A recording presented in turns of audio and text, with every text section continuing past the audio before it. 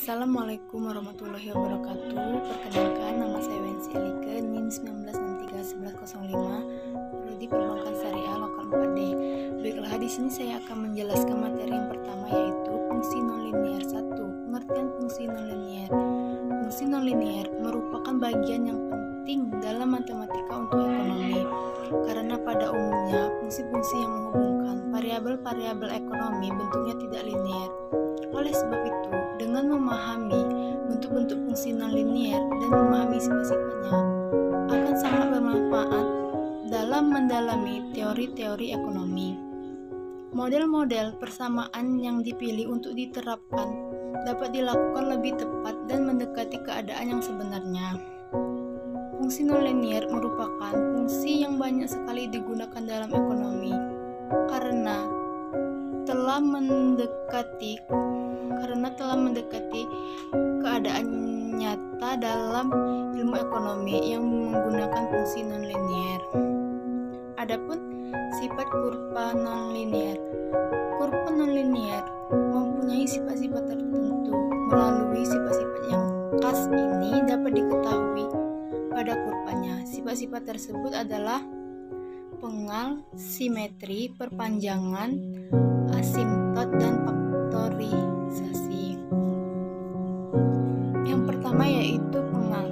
Pengal sebuah kurva adalah titik-titik potong kurva tersebut pada sumbu-sumbu koordinat. Dan yang kedua yaitu simetri.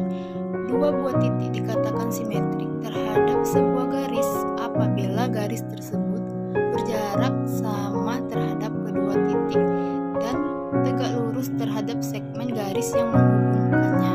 Selanjutnya yaitu ada perpanjangan titik-titik X, Y pada bidang sepasang sumbu silang sistem koordinat. Sesungguhnya hanya mencerminkan koordinat-koordinat yang terdiri atas bilangan-bilangan nyata. Dan selanjutnya yaitu asimtot. Asimtot suatu kurva adalah sebuah garis lurus, jaraknya semakin dekat dengan salah satu ujung kurva tersebut. Dan yang terakhir yaitu faktorisasi. Faktorisasi merupakan fungsi, maksudnya ialah menguraikan ruas utama fungsi tersebut menjadi bentuk perkalian ruas-ruas utama dari dua fungsi yang lebih kecil. Selanjutnya yaitu ada fungsi eksponen. Pengertian fungsi eksponen. Eksponen sering kita kenal dengan sebutan pangkat.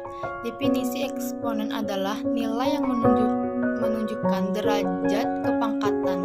Berapa kali bilangan tersebut dikalikan dengan bilangan tersebut juga. Bentuk bacaan pangkat N disebut bentuk eksponensial atau perpangkatan. A disebut dengan bilangan pokok basis dan N disebut eksponennya. Jika N adalah bilangan bulat positif, maka definisi dari eksponen.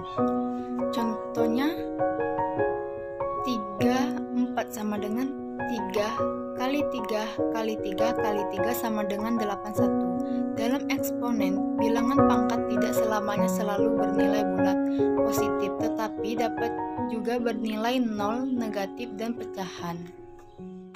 Adapun sifat-sifat eksponen. Dari definisi eksponen di atas dapat ditarik kesimpulan tentang karakteristik dan sifat-sifat dari eksponen. An sama dengan am plus n.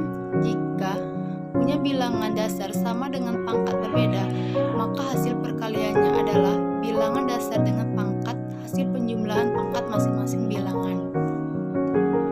Adapun sifat-sifat eksponen yaitu kurva terletak di atas sumbu X definitif positif dan memotong sumbu Y di titik 0,1. Mempunyai asimtot datar Y 0 sumbu X. Grafik monoton naik untuk X plus X1. Grafik berbentuk monoton turun untuk 0x1. Adapun contoh soalnya yaitu jika F buka kurung X tutup kurung sama dengan 2x plus 1. Tentukan nilai dari F buka kurung 3 dan F buka kurung min 3. F buka kurung sama dengan 23 plus 1 sama dengan 24 sama dengan 16. F buka kurung min 3 sama dengan 2 min 3 plus 1 sama dengan 2 min 2 sama dengan 1/4 sama dengan 0,25. Selanjutnya saya akan menjelaskan materi yang kedua, yaitu variabel bebas dan variabel terikat. Pengertian variabel bebas dan terikat. Variabel bebas adalah sebuah variabel yang posisinya mampu berdiri sendiri tanpa terikat dengan variabel lainnya. Berhubung mampu berdiri sendiri, keberadaan variabel ini sangat penting pada penelitian atau proses pengkajian bidang-bidang tertentu. Seperti yang sudah dijelaskan di atas, variabel bebas bukan dipengaruhi oleh variabel lain, tetapi justru mempengaruhi variabel lain. Oleh karena itu, dalam penelitian-penelitian, variabel ini yang umumnya diubah-ubah untuk mengetahui hubungannya dengan variabel-variabel lainnya.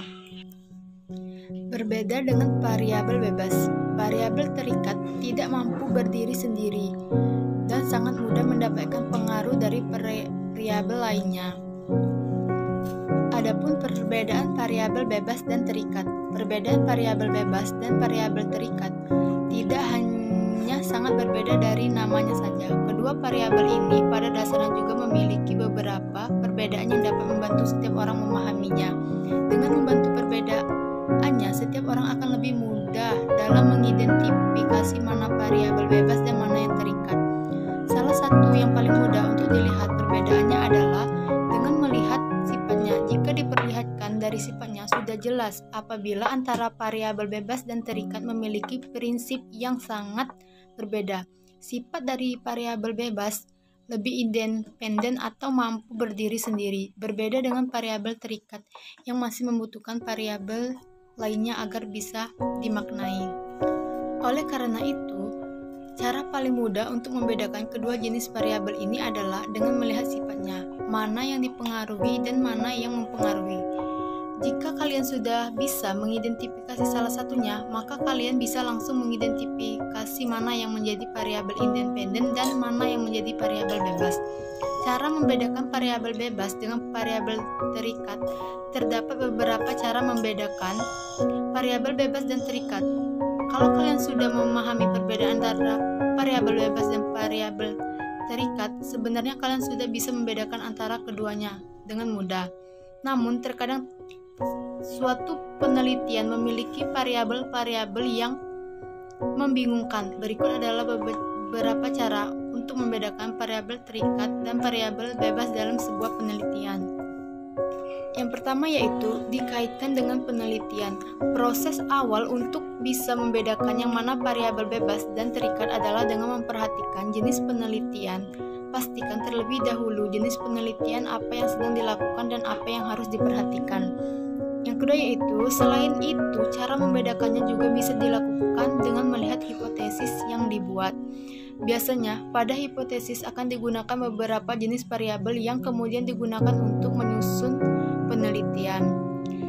Adapun melihat rumusan masalah, sebenarnya cara yang cukup mudah dan simpel untuk mendeteksi variabel yang digunakan adalah dengan melihat rumusan masalah. Adapun bentuk hubungan variabel bebas dan variabel terkait. Istilah variabel memang erat hubungannya dengan penelitian ilmiah dan bermacam-macam arti istilahnya yang sering pula dinyatakan variabel penelitian. Berikut jenis-jenis hubungan variabel sebagai berikut, yaitu yang pertama, hubungan simetris. Hubungan simetris merupakan hubungan variabel tidak dipengaruhi atau disebabkan oleh variabel yang lain. Ada 4 kategori, yaitu kedua variabel merupakan indikator dari konsep yang sama, dan kedua variabel merupakan akibat dari suatu faktor yang sama. Hubungan yang kebetulan semata-mata. Misal, seorang bayi ditimbang dan esok hari dia meninggal. Ada juga hubungan timbal balik. Hubungan timbal balik adalah hubungan di mana suatu variabel dapat menjadi sebab dan akibat dari variabel lainnya. Selanjutnya yaitu hubungan A asimetris.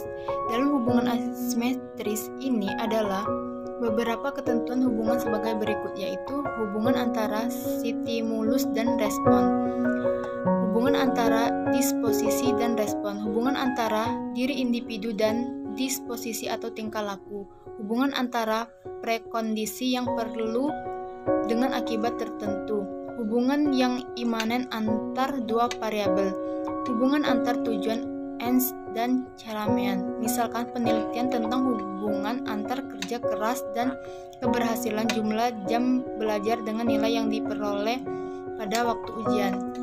Sekian, itulah penyampaian dari saya tadi. Apabila terdapat kata yang salah dalam penyampaian saya tadi, saya mohon maaf, dan kepada Allah saya mohon ampun. Saya akhiri, wabillahi taufiq wal hidayah. Wassalamualaikum warahmatullahi wabarakatuh.